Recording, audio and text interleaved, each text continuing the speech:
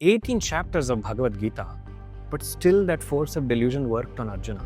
To the point that when Arjuna came face to face with Bhishma, he pulled back. Yes. And Krishna said, "You're not fighting properly. Why?" Tell me something about Radha and Kali. Radha and Kali. What a lovely question. How Bhagwan in Bhagavad Gita gives a very particular advice to Arjuna. Yeah. At the same time, in Uddhav Gita to Uddhav, something very different. Yeah. How Shiv for Nandi is very different. Beautiful. And when it comes to Kartikeya and Ganesh, is very different. Yes. What I love about Shiva is, for all that he stands for this Vairagyam, I think he's the only one in the pantheon of Devi Devatas who has a family photo. How was the experience in Kashi and Vrindavan? What I noticed was the way my pride and my arrogance was just cut in Vrindavan. I think one of the greatest inspiration is Nandi. That is why I love beings like Nandi. That eternal wait. There is no hurry. The first comment that people make about Kashi or Vrindavan is, "Oh, it's so dirty."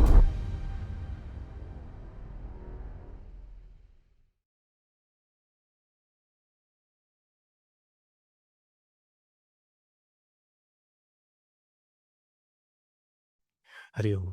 Namaskar. Very, very grateful because on such a short notice, you said we'll do it and here we are. His doing, we are all his Leela. It's, we meet a lot of people, but when I met you now, this young body has a lot of information and of course the Leela of Bhagwan and your own sadhana. Tell me something which is very close to you for the night of Mahashivratri. So, like we were discussing just before we began, right? For me, Shiva has been a friend for as long as I can remember, and somehow there's just no intimidation around him. Although growing up, some of the attributes that he has terrified me otherwise. For example, I was very scared of snakes, but somehow the fact that Shiva had snakes on him never bothered me. So when I think of Mahashivratri, even as a child, there was just an excitement leading up to it, and this idea that on that day he will come home. So for me, it was this idea that he's going to visit. And when he visits, I still have very picturesque memories of, okay, when he comes, maybe I'll play hide and seek. And when I look back, I realize that intimacy with him that started off with absolutely no understanding, no knowledge, that innocence, that I feel like that was the biggest blessing. And I feel like that night gives that blessing. That it gives, when I look now and I try to look at it from maybe a similar lens, if not an entirely different one, I recognize that that night has something so magical about it that every single time, year after year, it challenges everything I know. And it asks me that question saying, are you willing to forget who you are and your sense of identity for what I have to offer? And every year it's like an exam.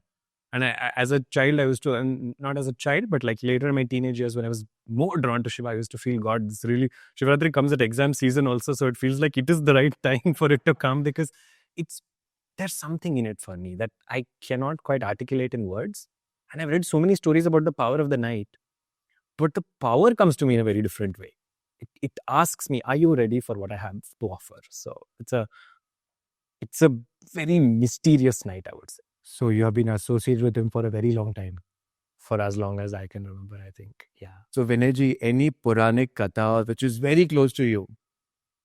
So I think one of the most well-known and also powerful stories associated with Shivratri is about the story of a hunter who's stuck in a forest and he climbs up a tree. And he does that basically to keep himself safe from any predators, tigers and anything else that can attack him. But he has to keep himself awake, otherwise he'll slip and fall down. So to keep himself up the whole night, he just plucks leaves from the tree and keeps dropping them down. Unknown to him, there is a Shivalingam at the base of that tree. So without his knowledge, he's doing Archana the whole night. He's doing Bilva Archana because that is a Bilva tree. Now the story is very beautiful because it's talking about how after this, what happens to him is his whole karma gets adapted and a different world of possibilities open up to him. And he's blessed with a host of material riches and the lives after also grant him that kind of joy. The story is told, but I think there's more to it. No, there is the idea that this is what happens if you don't even know the power of the night and you do something. This is the fruit, the phalam of that. But what happens when you align your intention? What is the possibility then that it's offering? And it's interesting that the story is not telling you that because that's when it becomes personal, saying without knowledge, this is what X is what it'll give you.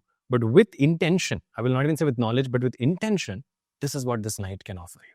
That's when you have to recognize that it is saying it's about you and your journey. There is only so much any text will help you with. But ultimately, if you are willing to make that plunge into that night, something magical will happen for sure.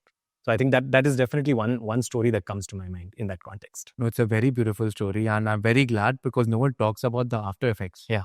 So when we talk about intention, can you throw light on intention and bhakti?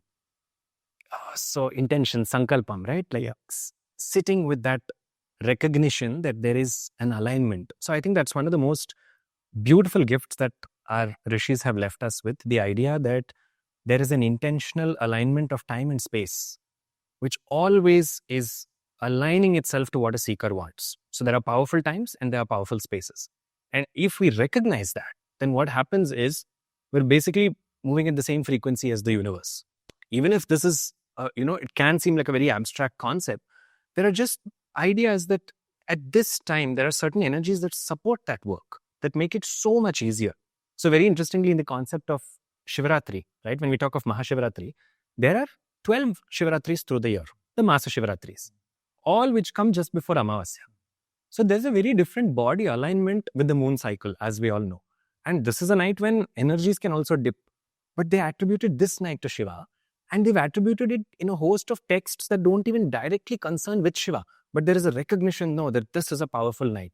So for example, in the Devi Mahatmyam, or which is popularly known as the Durga Saptashati or the Chandi Saptashati, comes a very beautiful verse which talks about 4 nights. Kalaratri, Maharatri, Moharatri, Daruna. Now, interestingly, if you look at all of them, they're all talking about different gods that are being worshipped in that night. We are now cognizant of all of these nights as different festivals. For example, Moharatri in this list is Janmashtami, which is again a night of midnight, a night when that time is the most powerful. That is the Janmotsava of Krishna. Kalaratri is talking about Deepavali, the night of Deepavali. Some people say it's the night before also. So Choti Diwali, Badi Diwali, both of them together constitute Kalaratri. Daruna is the night of Akshaya Tritiya. But Maharatri is a status given to Shivaratri. So in this night time, I find that very, very powerful for an alignment. That you're saying in the night when everything is clouded by darkness, there can still be an alignment that is from the light within. That says, no, I'm trying to connect to a space that is beyond light and dark. And this night will support me. So the night, worshipping the Ratri as a goddess, saying, you help me go towards Shiva. That I find very beautiful. And that's where bhakti emerges. And it is very amazing. You just said now that even if I may be a Krishna Bhakt, I may be a Shakta, I may be a Shaiv Bhakt, everything is connected into lining beautifully. Yeah. Though different names, but the intention is the same. Always the same, right? Like just look at the idea that this entire Bharata Varsham, right? It's framed, if you look at it, if you're a Krishna Bhakta, you'll see if you do a Pradakshinam from east all the way around, you will see Krishna temples dotting every part of the country. So in the east, he's Puri Jagannath. In the south, when you come down south, he's Guru Vairappa or Udupi Krishna. Go to the west, he's Somnath. Go to the north, he's there as Badri. The same thing applies to Shiva, no? So where he is Jagannatha, the same idea as Bhuvaneshwara. Jagat and Bhuvana, same thing. So Bhuvaneshwara. Come to the south, he's there at the tip as Rameshwara. There again, he's merging with Vishnu, Rama and Ishvara coming together. True. In the west, anyone who talks about Dwarka will talk about Somnath in the next breath because there's inseparable. Yeah. And in the north, as Badri and Kedar. So every part of them, and in the heart of it all, Kashi. So it's just about recognizing that that divinity speaks differently to different people. And that's what makes me think, are all these manifestations just for grace and grace alone? For Leela and Leela alone. Yeah, very absolutely. The heart is Kashi. Tell me something about Kashi. Tell me something that you cherish in Kashi. Because now I'm understanding that you have Bhagwan's grace also, that is Krishna Bhagwan, and I can see a strong element of Shiv also. So Kashi is home, and I say this not because it is my surname, which I'm also blessed to receive as a name, but the reason I say that it is the heart is because I can feel the heartbeat of the universe there. There is something so magical about it, and every time I go there, I recognize that she speaks, that Kashi speaks at a certain vibration, and she literally decides, today this is what I'm going to show you. This is what I'm not going to show you. You can fight, you can do what you want with me. It feels like a parent and a child relationship. And that's when I realize Ganga, Kashi, Annapurna, Vishwanatha, they're walking, living, breathing forces, but they're very mystical. They have amazing ways of operating. And I'm going back to one particular idea that is spoken about in the Skanda Puranam, which is when we look at kshetras, devatas are always visiting. They are arriving there. Of course, the only difference is they are not coming in costumes that we need to recognize, but they come in any form. So that is why the Puranam talks about the importance of going to a kshetra with humility and literally just keeping our mouth silent, because we don't know who is who. So no getting into fights or arguments saying, oh, isne zyada paise liya. That's not the place for that. So in this context, when one of my first visits to Kashi, I was in the Vishwanatha Mandir at about, I think around 2 a.m. for the early morning aarti. And when I had gone, there was somebody whose head, the profile of his head so visibly looked like a raised hood of a snake. And I couldn't keep myself away from that energy. So I just went closer to him and I said, can I do a namaskaram to you? He said, only from afar, don't touch me, he said. I said, okay, I did it and I left. And I came back thinking I'm clearly very delusional because this must be my imagination. So I quickly texted a friend. I said, look, the whole world will call me crazy, but I can see, I saw it in his eyes. I saw it in his tongue because it looked like a forked tongue. And I could see that the profile of his head looked like a cobra. I can't be mistaken, but I must be crazy, no? And my friend sent me a message. She sent me a screenshot of a conversation that she and her sister had one day before I was there in Kashi, where her sister said, Vasuki, the serpent, is in Kashi. I saw him in the Vishwanath Mandir at 2 a.m. That was like 24 or 48 hours before I was there. Goosebumps. Yeah. So that's when I realized that is Kashi. I was lucky enough that I got to recognize him. But did I see him before, after? No. But just recognizing the power of that city, that devatas come here. In fact, if you look in the context of Kashi in specific, it is said that different devatas come to visit Shiva and pay their homage to him at different times of the day. At midnight, all the serpents come and they offer aarti to him with the stones, the Naga money that is placed on their hoods. And I went like an hour and a half after that. So that's when I realized there is some cosmic alignment which is happening over here. And what was recorded in the Puranas is an eternal truth. It is something that's happening constantly. I 100% agree. But the thing is, it's such a personal experience. It is only meant to be between you and the deity. It is meant to be between. And only those who align and understand will cherish it. And it's a feeling of this. Yeah. And very true, snakes are always around. I had personal experiences. And even when we were in Kashi, we just came back. Many times I see random people and I know that they are not normal. Yeah. And you can't share with anyone, but the deity talks. The deity speaks through that. It's a very beautiful experience. Yeah. I think we should do something in Kashi together. And I think that's when we recognize, and my biggest problem when people talk about kshetras is the first comment that people make about Kashi or Vrindavan, oh, it's so dirty. And I've heard such derogatory things about the kshetra from people who just are not willing to see beyond that. And that makes me think, if that's all the eye goes there to seek, that's what I find special about Kashi. If the eye is coming there to search for something, Kashi will show you exactly that. You want to see dirt, you will see ample. I am not supporting or encouraging the idea that it should be dirty. We have a moral responsibility towards kshetras.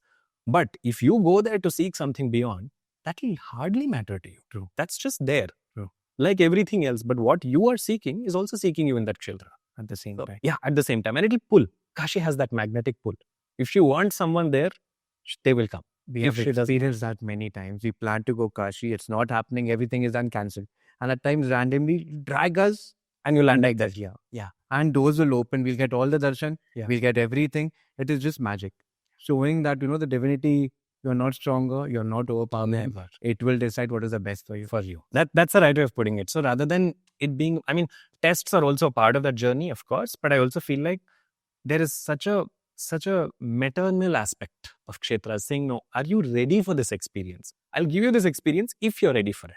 Because if the experience is too startling, I've noticed this in my own case, that then I pull back saying, oh, okay, this is too intimidating for me now. So maybe I can't. But the same thing kind of calls out in a very, very different way when it's a gentle thing saying, I'm watching over you. Don't worry about it. So I find Kashi to be that. So yes. It is very true. Even when we talk about personal sadhana, a sadhak in beginner just wants to jump, do bij mantras, do this, do that. Yeah. They don't want to go through the journey because that is too much. Everyone wants shortcut. Especially in this context of bija mantras, right? And we love mantra shopping in today's days. So what is a mantra that I can do for this? What can I do for this? And the second there are bijas in it, everybody wants it.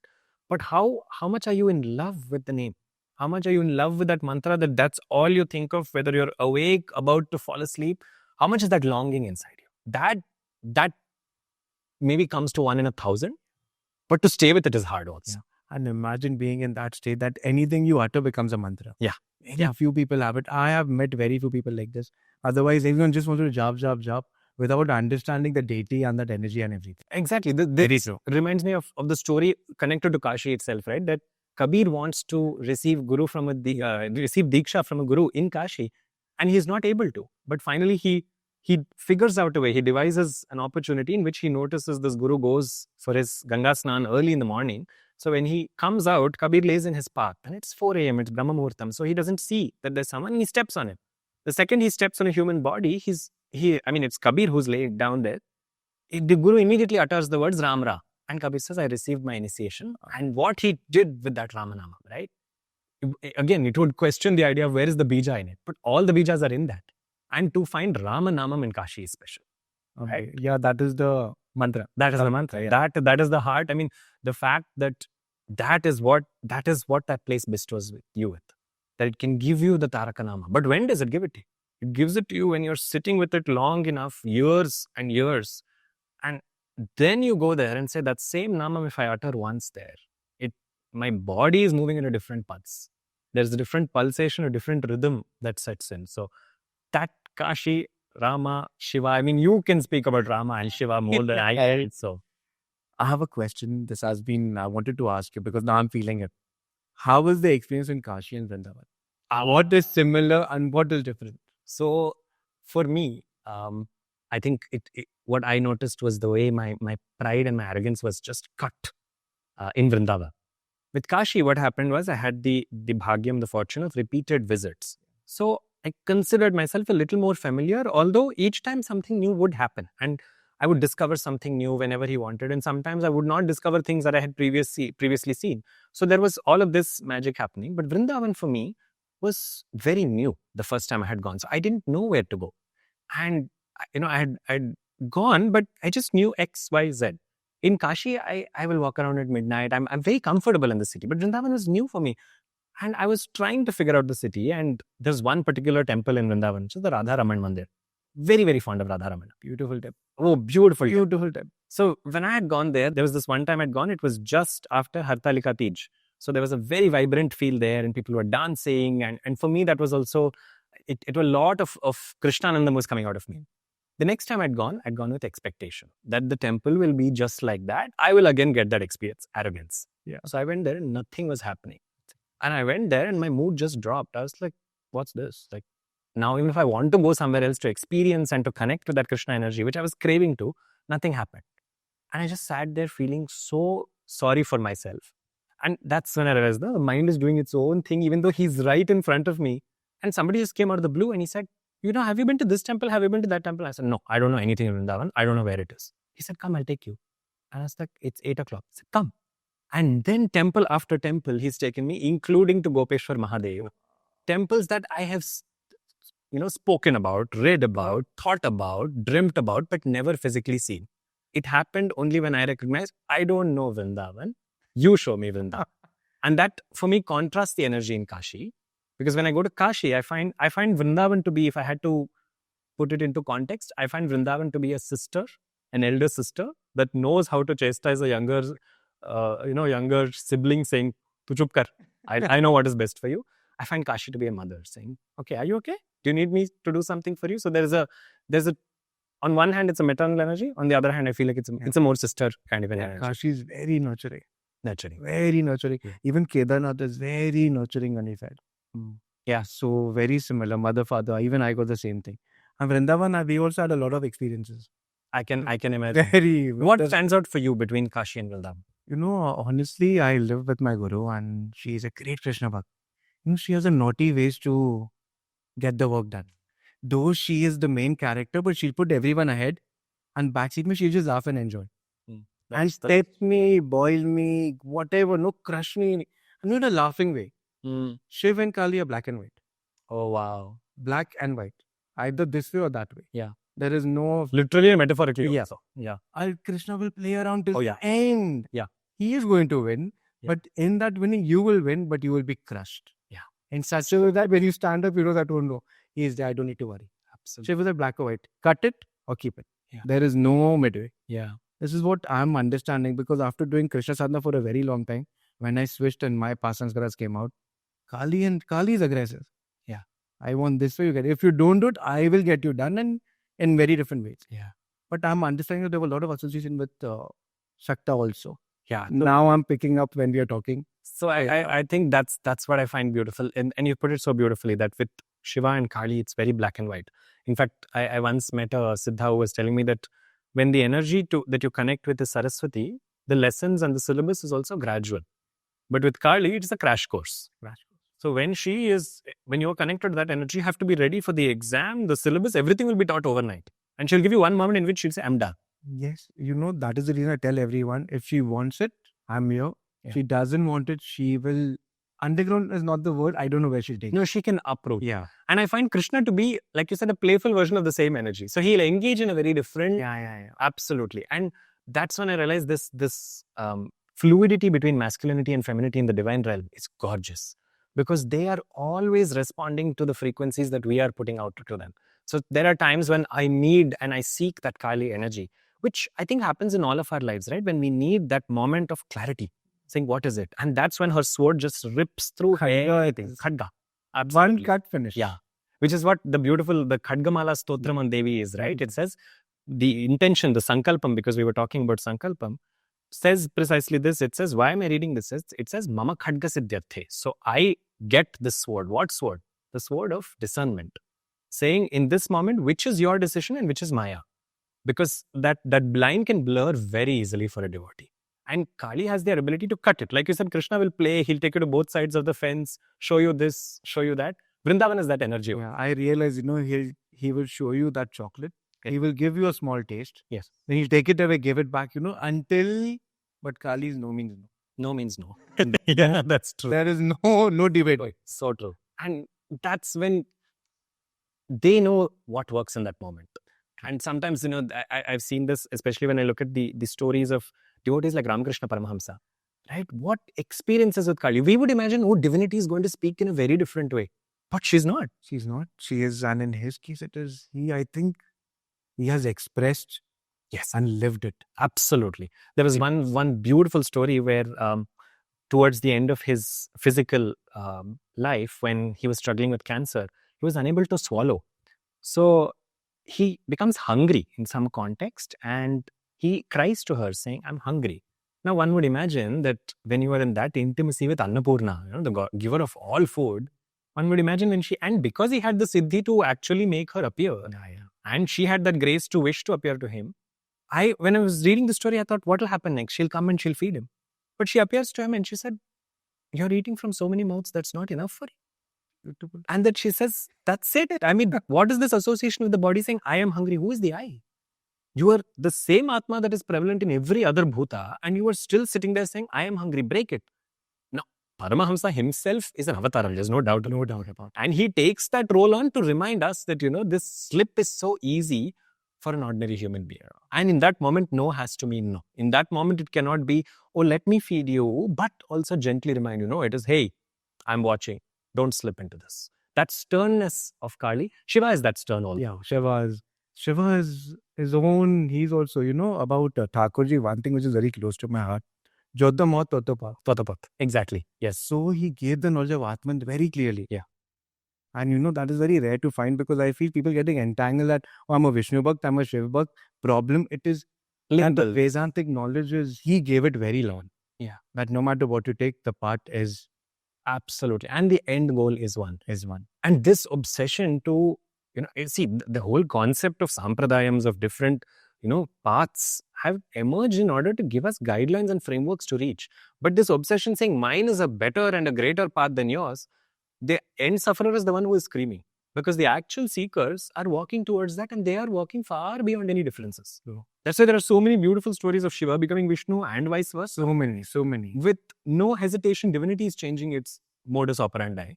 But we are so hung up on this idea that no, you are this and this alone. Biggest problem. Biggest downfall, I think. Yeah. That ego is biggest downfall. A personal question. I'm understanding that you're very well versed with Bhagwan, with Shivji and with Kalima. do you experience a change in your persona when you're just low? So with each of them, as you beautifully put it, there's such a different energy that it's not often in that moment that I recognize who is at work.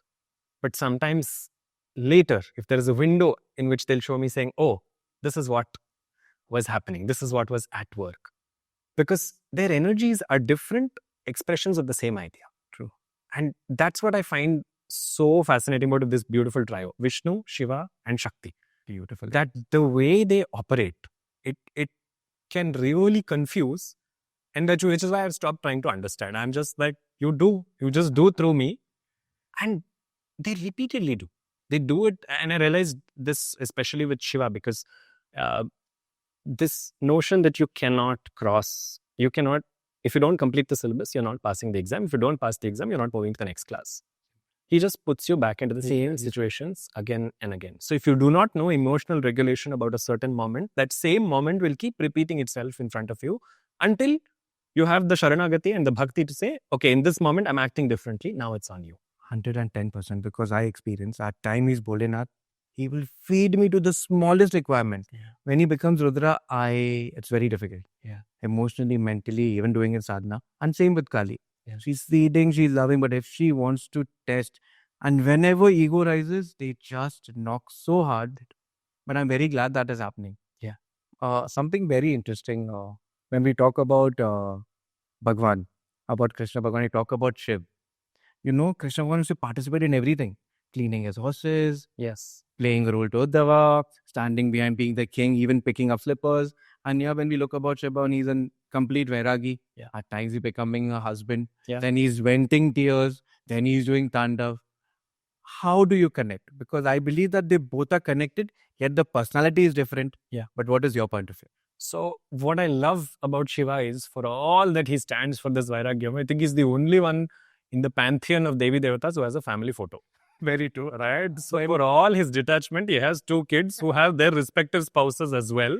And there is so much harmony and movement in that entire setup. But what I love about Shiva is that ability to remain detached, but engage when necessary. And that's where Devi comes in for me.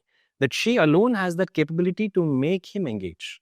And which is what in many senses unites our cultural practices. Because wherever you look at the idea of domestic well-being, of harmony within the home, Gauri becomes such an important component that holds it together. So in different parts of the country, you'll have different festivals celebrating her because of her ability to get him to participate. True. Right? That he is that inert Paramatma. Paramatma used in the Vedantic term of Paramatma not engaging, but he becomes Parameshwara. He becomes Ishvara only when Shakti expresses itself through him. And that Shakti is the connecting point to him. So he may say, oh, I'm this Vairagi and this, but it's so beautiful. You see it in the Katha of when Sati leaves him, right? In that moment, his emotions are beautiful because they talk about, when you look at it from Tattvam alone, just from philosophy, she's not gone anywhere. She's just inside. But when you look at it from the perspective of the story, it's not a lack of emotions. He takes pride in that emotion. He owns that emotion, not pride in a negative sense, but he recognizes what that love means for the rest of the world. So I find that link of how he allows himself to engage and disengage is very beautiful. Because, I was trying to understand how they operate. Here, Bhagwan says in Gita, complete participation. Yeah. No expectation. But even Shiva is doing the same. Yeah. Yes, but he comes out to be a Vairagi, but he's participating in everything. Yes. Warning not to go, telling the children, don't do parikrama like this, doing this, but internally enjoying the show. Yeah. So they all are correct. And I'm glad we're getting Vedanta, because without this knowledge, everything again is a spiritual ego. That's the right word, spiritual ego, which is so dangerous. I am doing this much. I know this God. We don't know. This is exactly what Vedam is saying. Yato vacho nivattante aprapya manasa saha. You cannot capture it with mind. You cannot capture it with speech, because these are finite elements.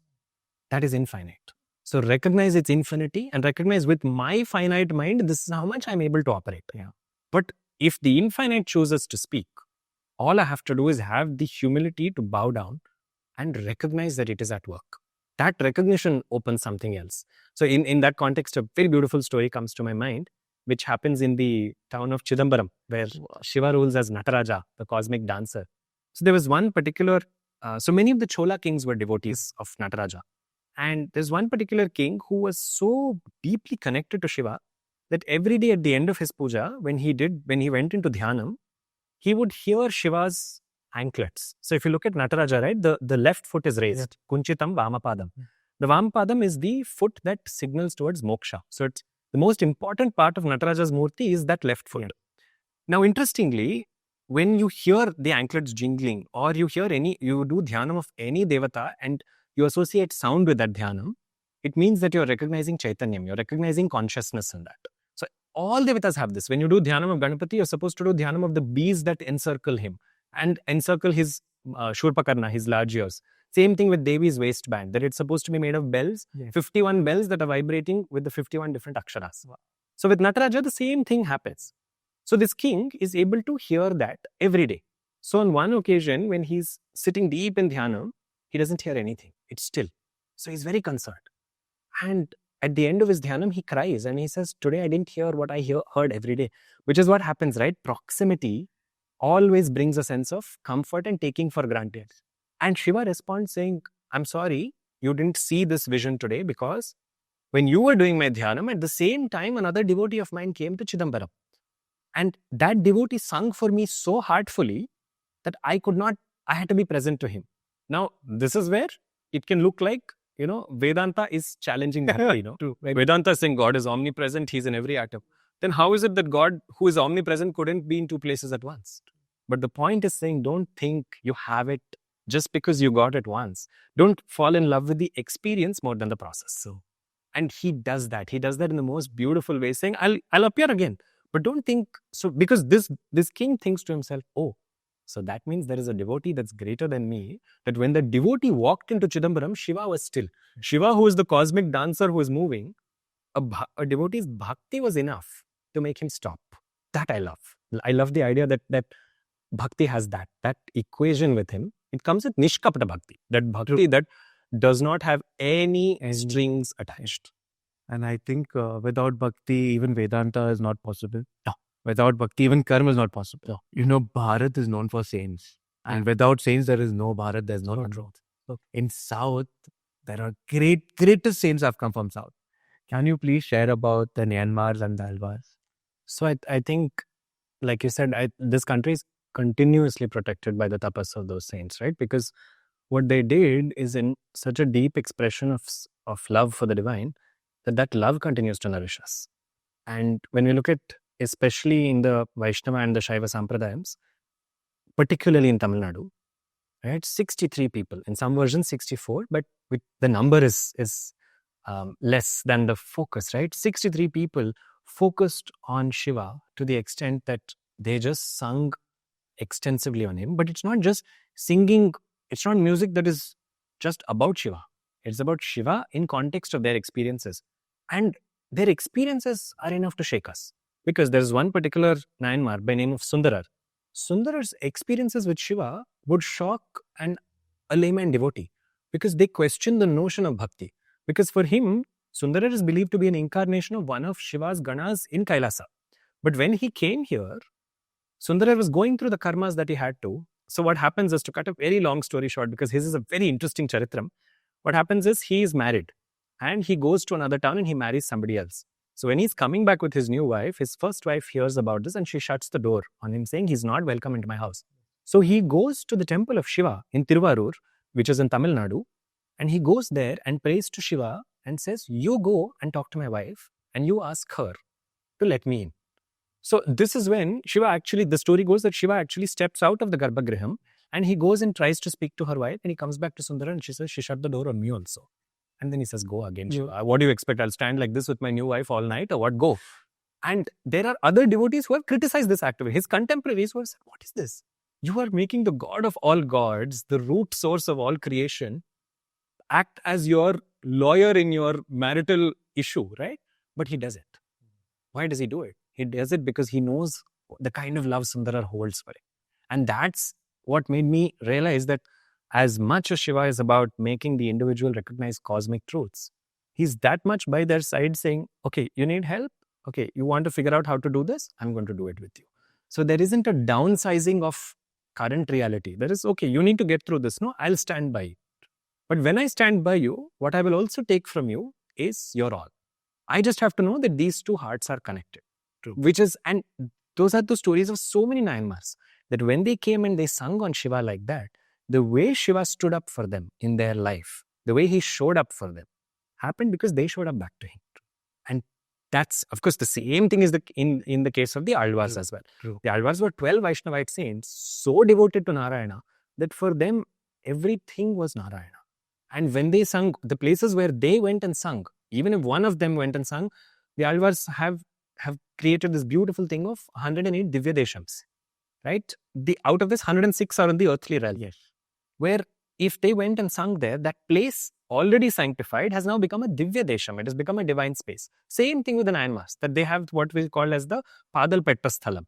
True. Where they have gone and sung on Shiva.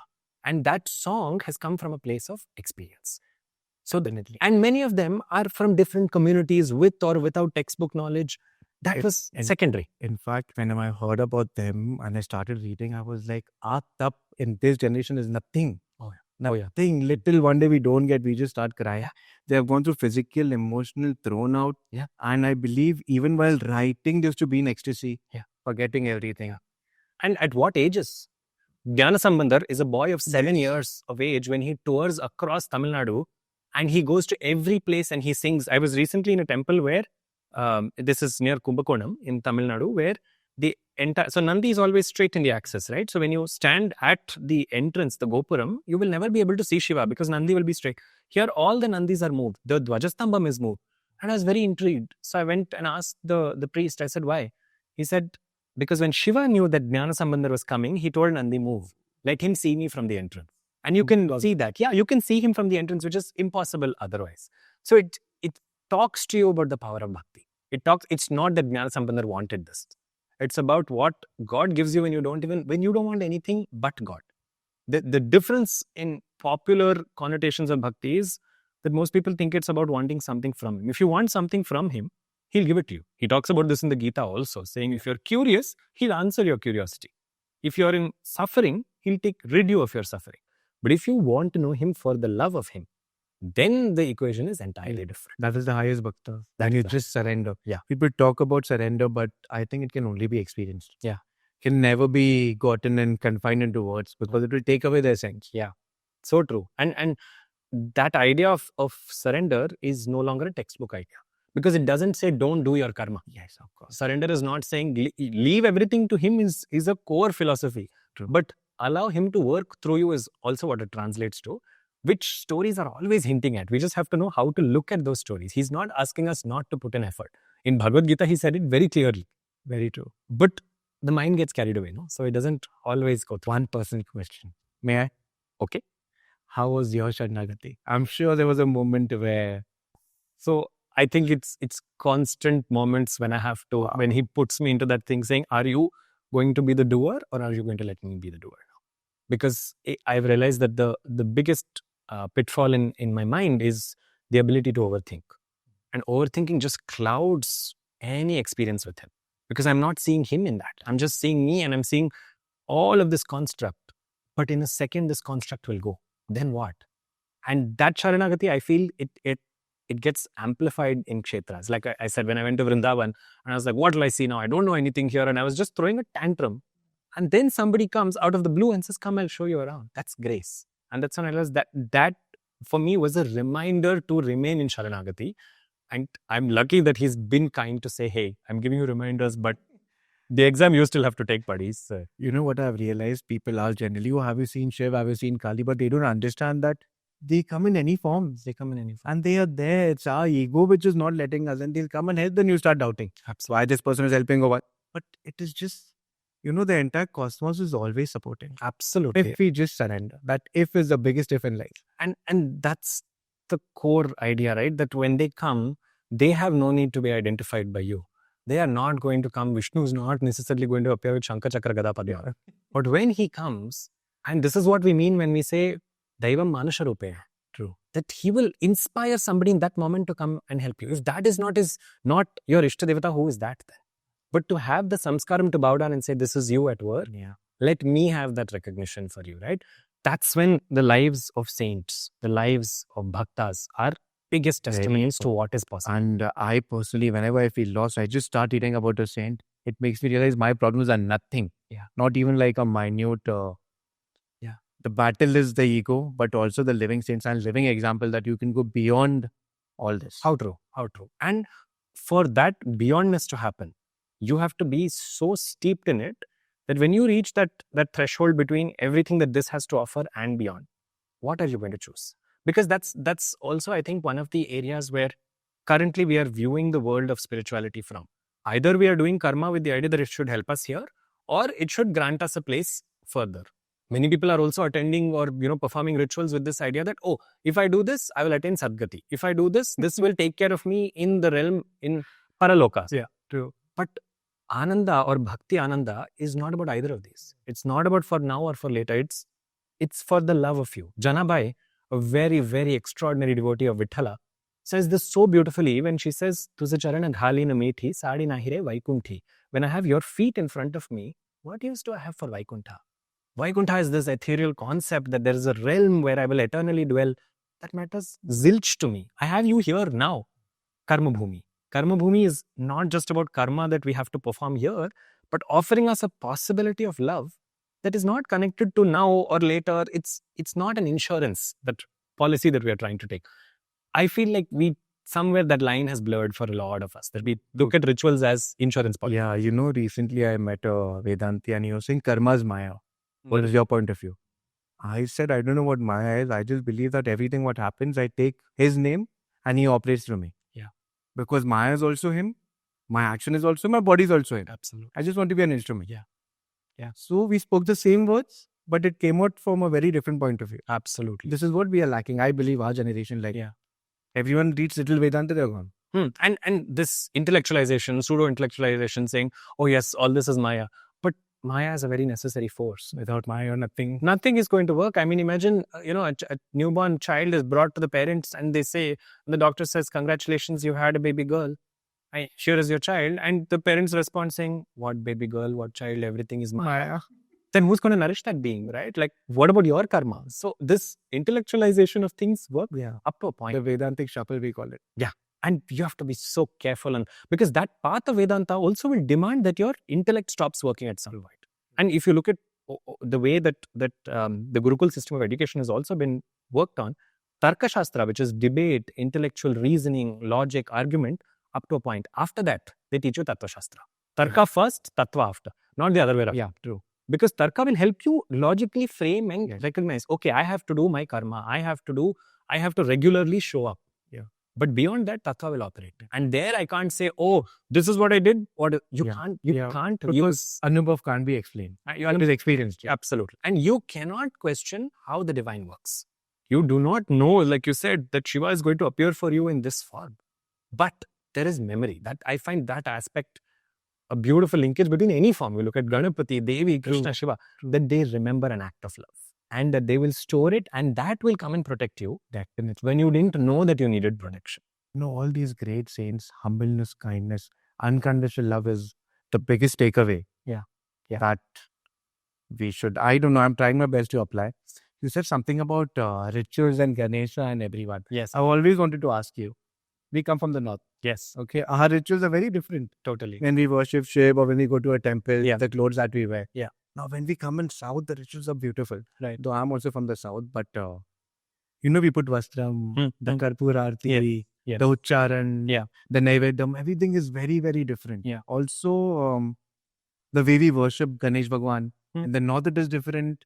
Ayyappa is not spoken only. Right. In the south, Kartikeya Bhagwan is different. Yeah. How is your understanding? So, I think that's the diversity of religiosity, if I can call it that, is so beautiful, because in different parts of the country, different aspects of divinity were recognized there. For example, and I always say this, if you really want to understand Ganesha, it should be on the soil of Maharashtra, because that is the land that he revealed himself to. Whether it is Morgaon, whether it is the Samadhi of Maurya Gosavi, or any of the Ashtavinayaks, or any of the Ganapati Kshetras, that's where you feel that power. Yeah. Similarly, it was in Dravida Desham, particularly in Tamil Nadu, that Muruga was seen in all his glory. Right? And so, again, the same, you can just, in fact, when you trace a Devata's journey in terms of how they are understood, The same Muruga in Tamil Nadu, when he was perceived in Andhra and Karnataka, we associated him with snakes. Yeah. Which is not something that is particular in Tamil Nadu. In Tamil Nadu, he is an independent Vela Yudhadara, the holder of the spear, the Velam. Yeah. And he is an independent deity. But here, a snake is always considered to be Muruga.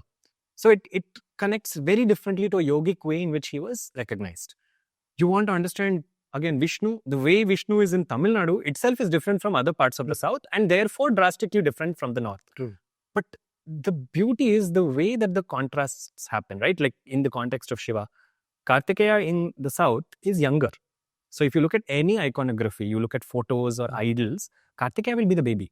It is Ganesha who is the elder child of both of them. But in the north, that gets reversed. It is Kartikeya who is the elder child and Ganapati who is the... And that always becomes a point of contention saying, but which one is true? I think it's just about which one you connect with and which with energy. You know? So, and like you said, the rituals are very interestingly different. Because in the north, for example, you can go and touch a Shivalingam. Yeah. You cannot do that. In the south, we can't. You can definitely cannot. Here it is about the Ucharana. It is about all of, that precision in many ways. Whereas there, it's very free-flowing. So the energy, in fact, the first time I went to Kashi, when they said you can touch Vishwanatha, I really struggled. I said, I can't. Yeah. My conditioning is not allowing me to, because that is very sacrosanct for me. But that really speaks to the idea of Bholena. Whereas here, there is a certain protocol that comes in. Even Sri Shailam, you're not allowed to touch. Yeah. We go to any Devi temple, you're not allowed to touch. No, exactly. And there is this understanding why. But when I went to the Purana, started understanding, as we said, that Bhagwan is a family man. Shiv Bhagwan is a family man. Gravitational force, electromagnetic force, entire, everything is there. But how the rishis have, it's just beyond amazing. And that they were able to recognize all of these as one divinity operating in different ways. Right? This is, you look at Shanmatas, that there are 6 schools of worship. That somebody like Adi Shankaracharya came and said, you know what, there is a samanvaya, there is a connectivity between the two, between the 6, and you don't have to be worried about supremacy. But you have to be, when you get into a path, recognize its all pervasiveness. Because in that path, Vishnu will suddenly connect to Devi, which is where you bring in beautiful concepts that like Mohini. And another thing is how he has connected everything together.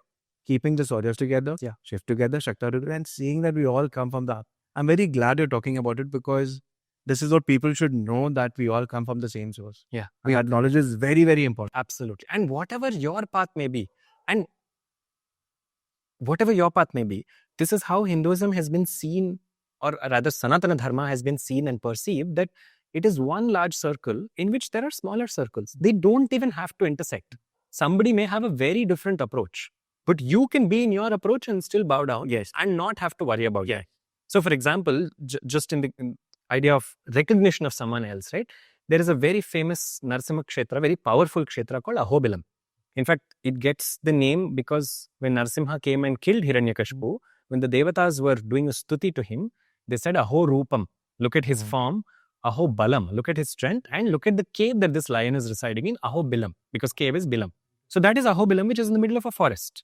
Now there are 9 Narasimhas, Nava-Narasimhas.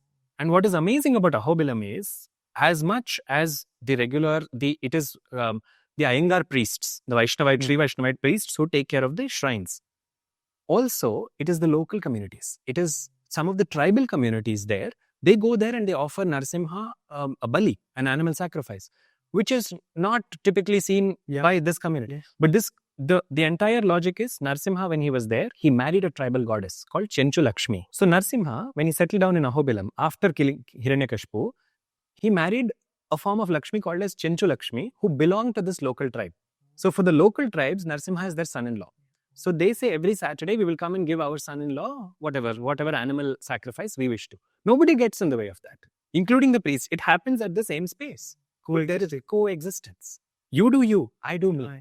I recognize your connection with him is different, mine is different. Mine is not superior. I think that is living example. Living example. Living example. Yeah. Living example. You said something beautiful about Mohini.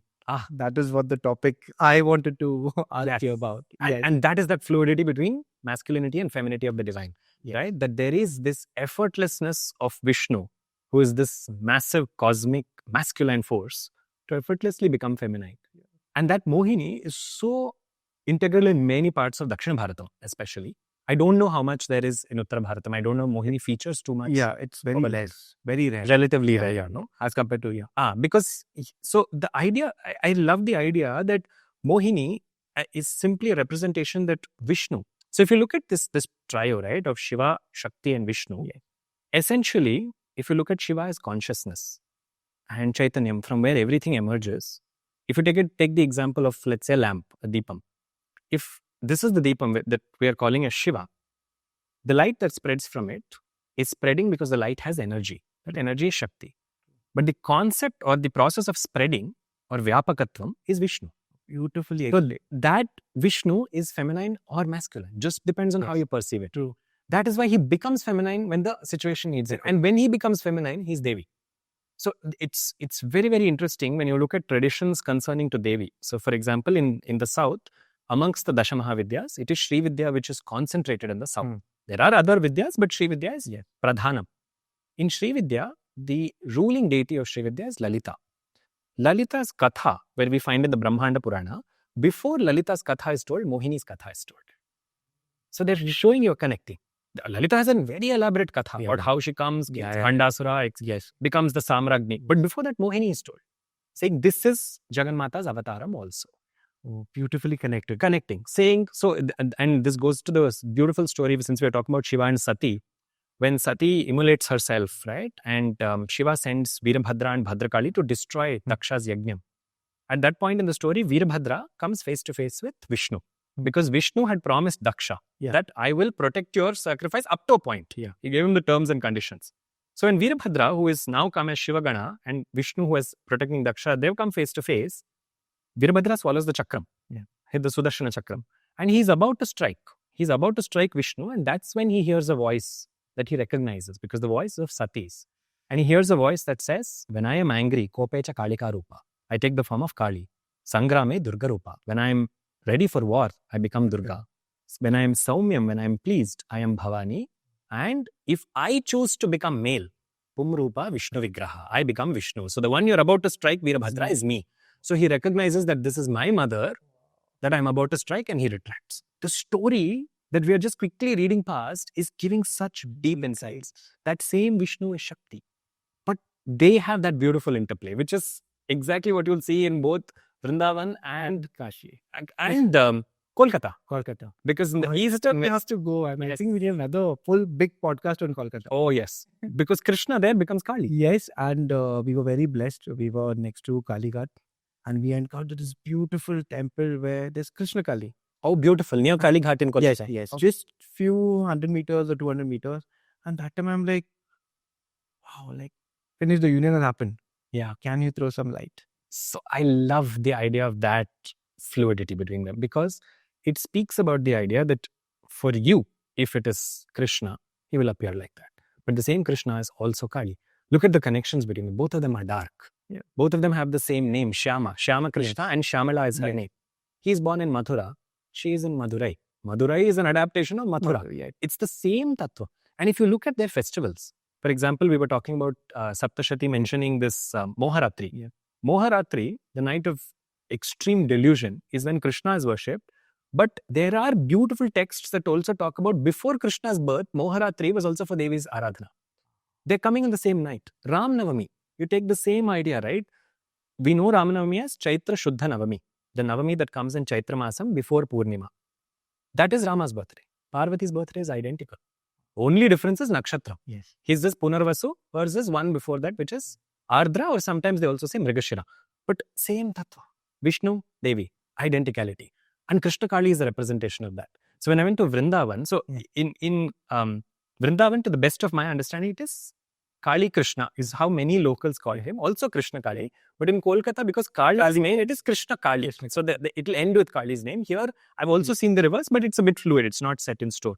When I went to this temple of Krishna Kali, I was amazed to see that it's entirely Kali, but it's Kali with a masculine face, and she does not stand on Shiva here, which is very different from Kali that we typically see, because one form of Kali is always standing on Shiva. So I asked this person who took me around, I said, how is it that she's not standing on Shiva? He said, Krishna is too fond of Shiva to step on him, so he won't step on him. Wow. And I was like, wow, that's such a beautiful way in which this is way to explain. Even in Calcutta, when we saw her, no, she's Kali but holding a flute. Oh yeah, exactly. It looks beautiful. So, you can see, like you can see that there's a combination of both and everything is connected. And that comprehension people had, that rishis were able to see that, that absolute non-divisiveness between them. And I think every Puranic story, the takeaway is that we all come from the same source. Yeah. Depending upon your Sabhava, depending upon your history, depending on you worship anything, but never forget that everything is one. Can you please tell me something about Radha and Kali?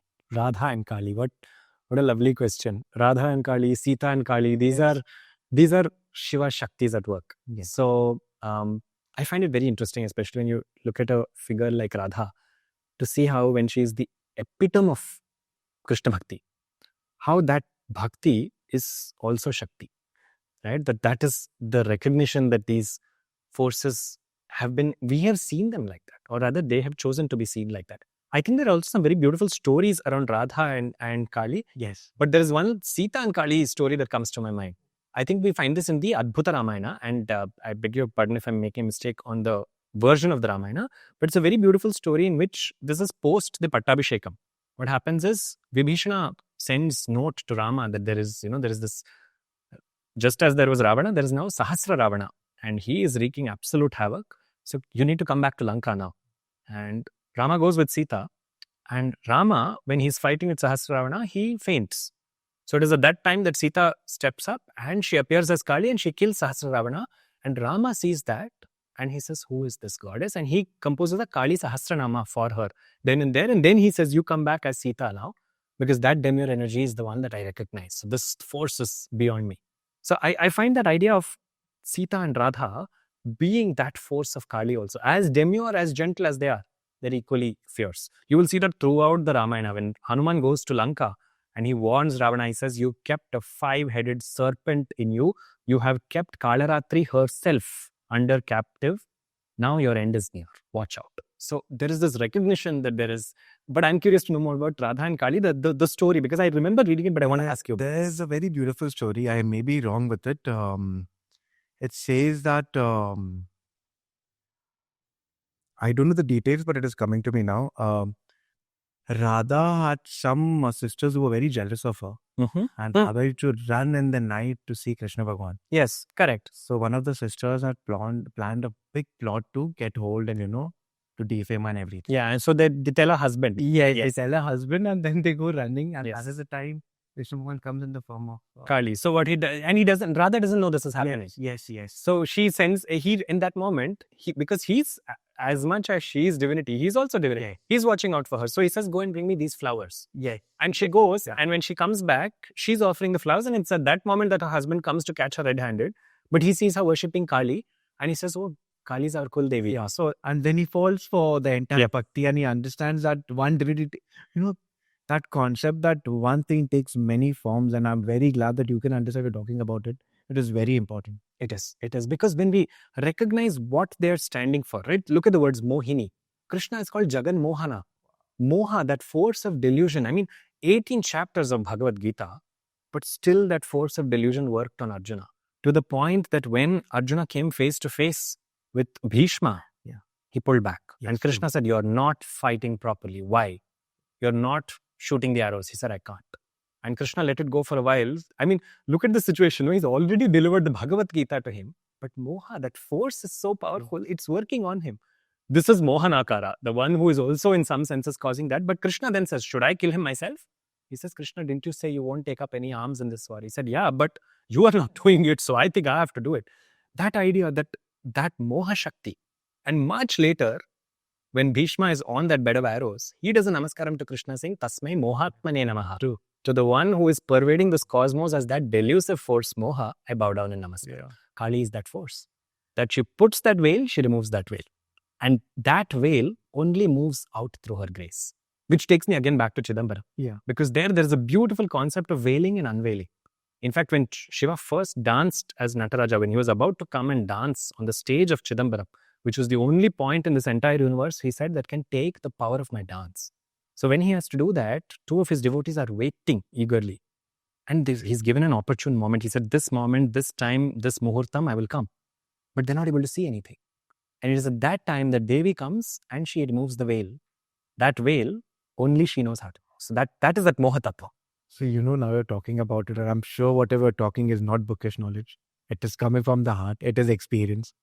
Tell me your experience with Shiv and has the Nataju or Chidambaram. Yeah, so I think with Shiva and Chidambaram, one of the biggest things I am coming to realize is the universality of this form. Because when you look at Shiva or when you look at the work of Paramatma, different murtis show the work of Paramatma and they show different aspects of it. So for example, if you look at Mahishasura Mardini, she's killing Mahishasura, which is samhara. She's showing the destruction of evil.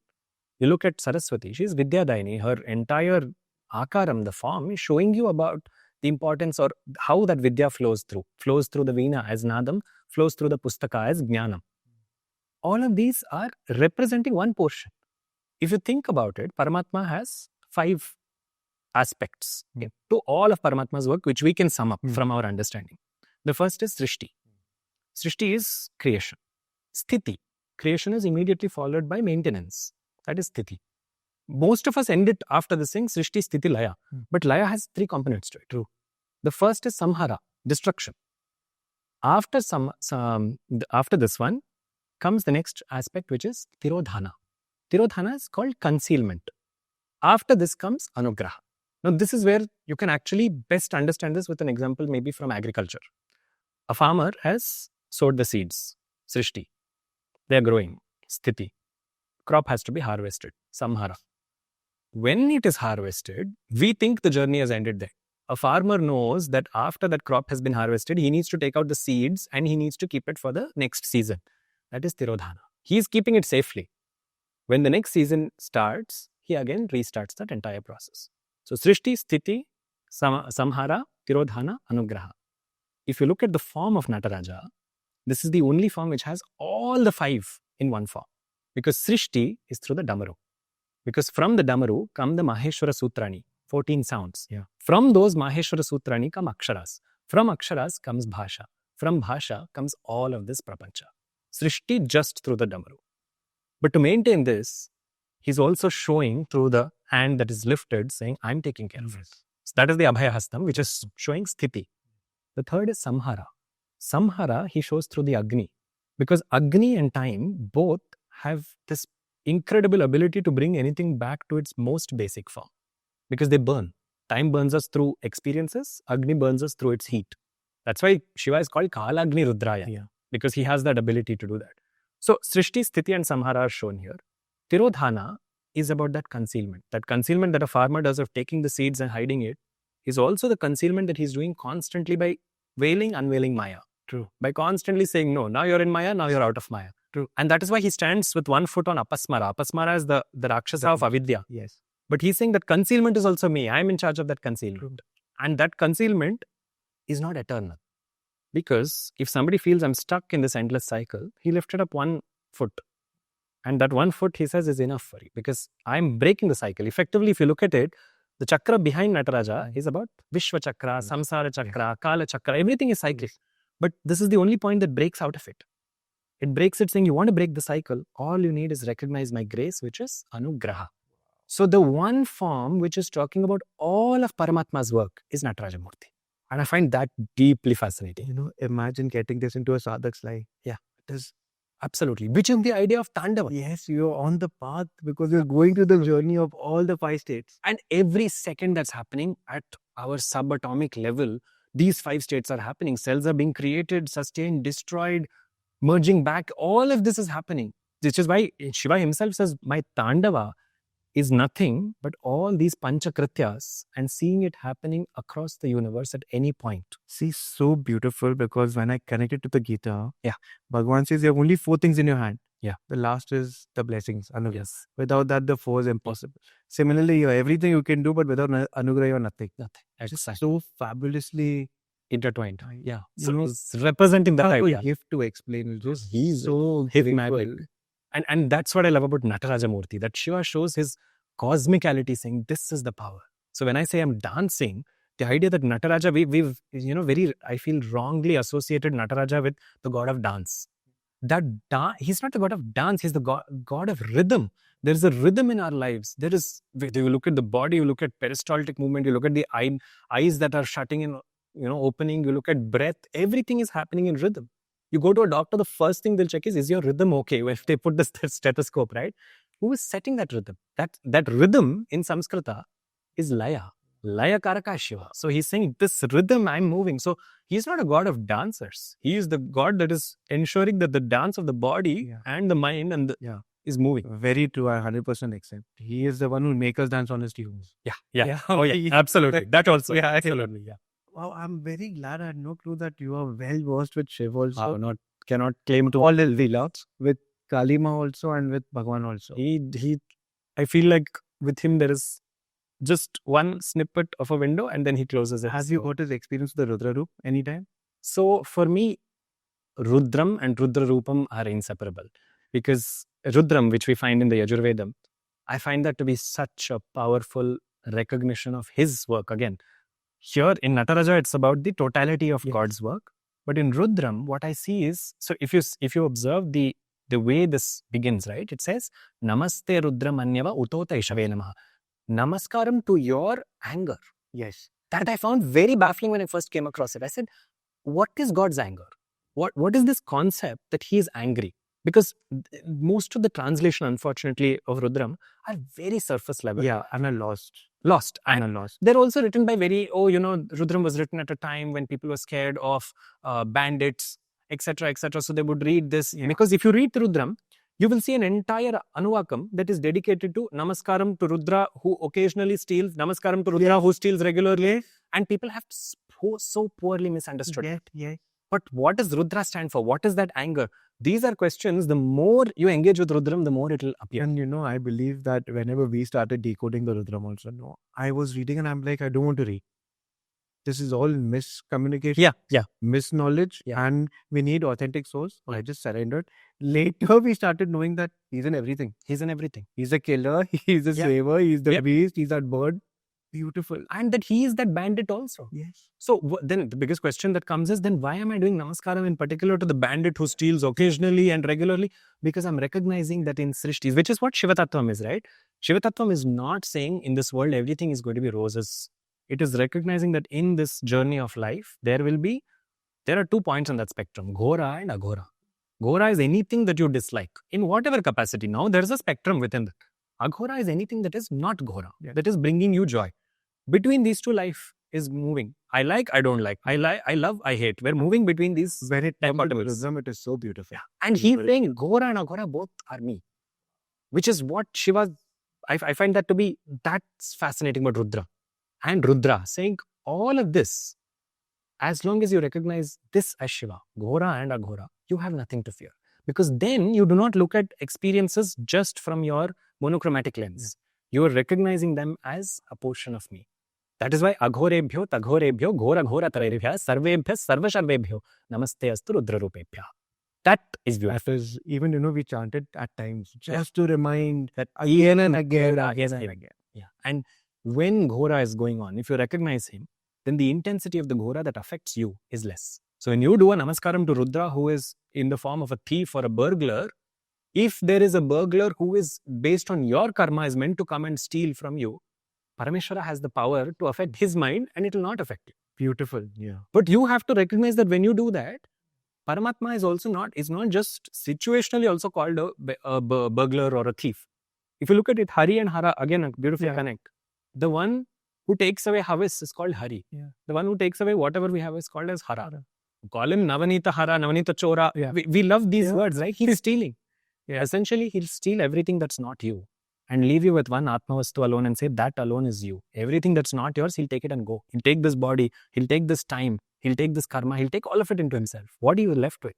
You're only left with your Sat Swarupam, which is no different from it. So that recognition will lead you into Shivoham. But to get to that, you have to recognize that he is a thief and that thief is constantly taking away from me. but it takes time. Oh, I can imagine how many lifetimes of things. Lifetimes. I have one last question for you. I try to make it short. How Bhagwan in Bhagavad Gita gives a very particular advice to Arjuna. Yeah. At the same time, in Uddhav Gita, to Uddhav, something very different. Yeah. How Shiv for Nandi is very different. Beautiful. And when it comes to Kartikeya and Ganesh Bhagwan, is very different. Yes. How for Kalima, for Raktabija, she is very this. At the same time, she's very nurturing for Thakurji. Yeah. How have they played a role in your life?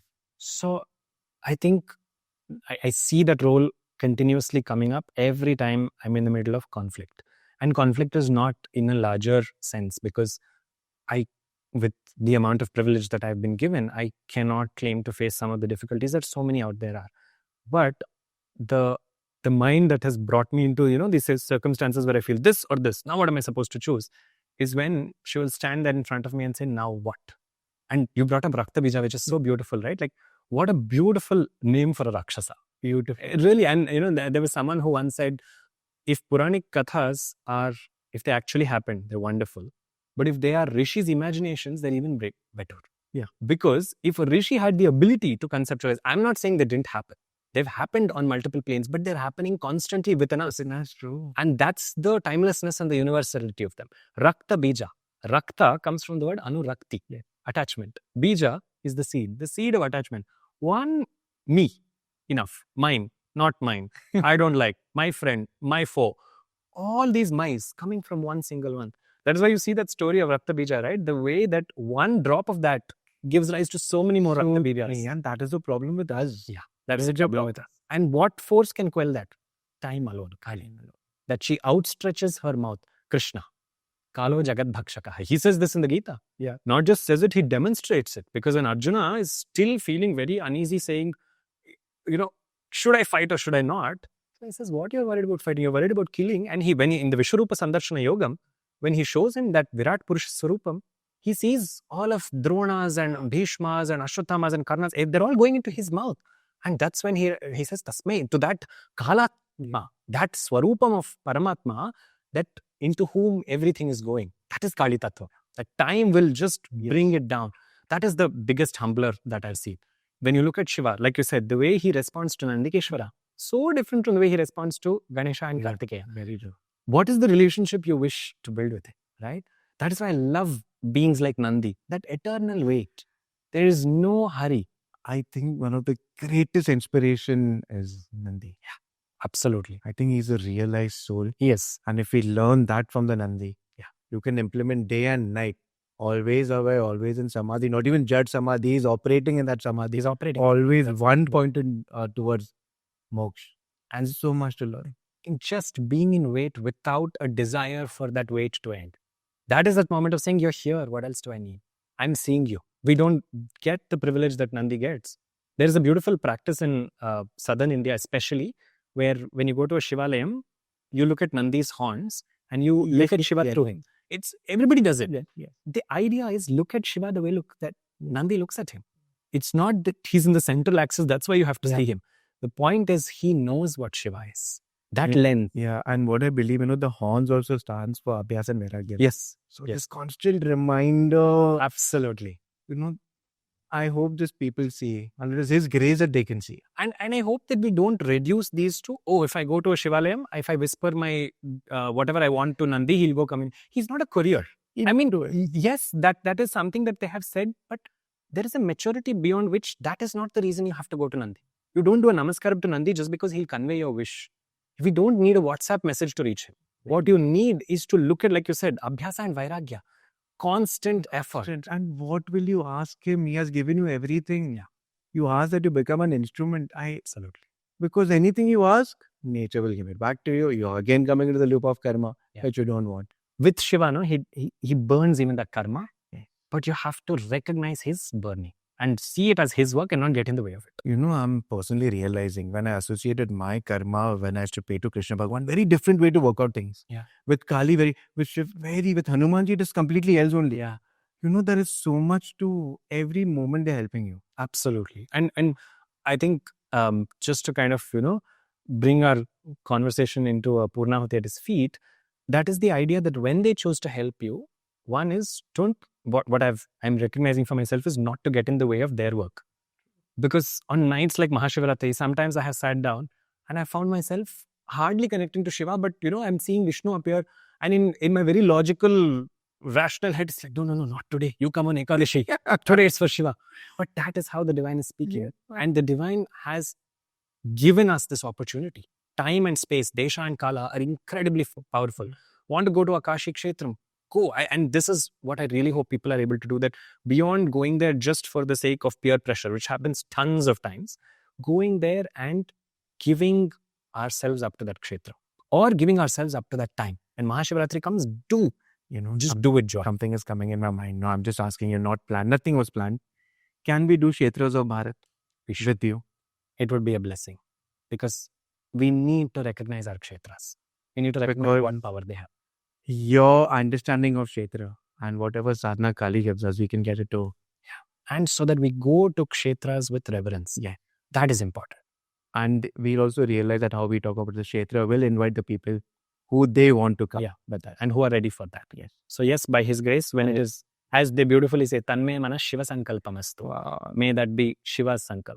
I think as Mahashivratri and the energy of Mahashivratri settles within and outside of the body, maybe we can just remember that any form of Him is beautiful. And for me, there's one particular form which is very beautifully described in the shloka. Kailase kamaniya ratna khachite kalpadrumule sthitam. At the base of a wish-fulfilling tree. That is who He is. He fulfills the wishes of the Atma, not just the body. Kailase kamaniya ratna khachite kalpadrumule sthitam karpuras patikendu sundaratanam katyayani sevitam. That one who is his entire form is of karpuras sundara. And on his left side is katyayani sevitam. Ganga tunga taranga ranjita jatabharam kripa sagaram. That flowing, in fact, everything about him it flows as consciousness, right? That consciousness is a pravaham. And that is why he has Ganga here, because that Ganga is a jnana pravaham. Yes, true. And that flows as his grace. Kripa sagaram, kanthalankrita sesha bhushanamajam, mrityunjayam bhavaye. To that Mrityunjaya, may we always be in him. Thank you. I'm very grateful.